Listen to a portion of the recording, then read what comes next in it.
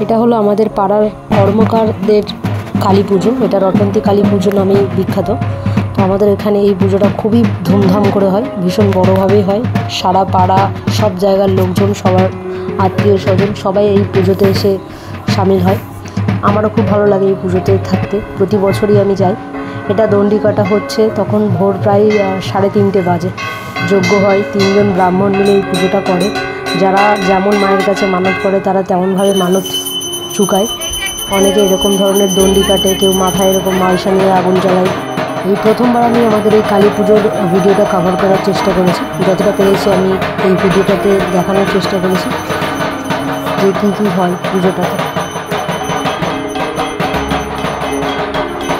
এগুলো কিন্তু ধুনো দিচ্ছে, মালসার মধ্যে ধুনো দিচ্ছে, তাই আগুনটা এরকমভাবে আবার উঁচুতে উঠছে।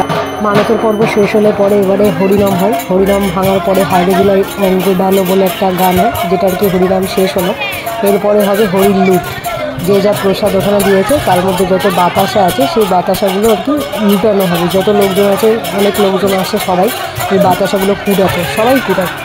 এই বাতাসা ছড়ানোর একটা পর্ব রয়েছে, যেটা দেখতে অসাধারণ লাগে। সব লোকজনগুলো এসে জমা হয় এক জায়গায়, বাতাসাগুলো ছড়ায়, সবাই কুড়ায়, দেখতে দারুণ লাগে। এই যে সবার মাথায় মাথায় বাতাসা আছে, কেউ 5 কেজি, কেউ তো 50 কেজি, কেউ 1 কুইন্টাল বাতাসাও ছড়ায় এখানে। আমি ছড়িয়েছিলাম 10 কেজি বাতাসা।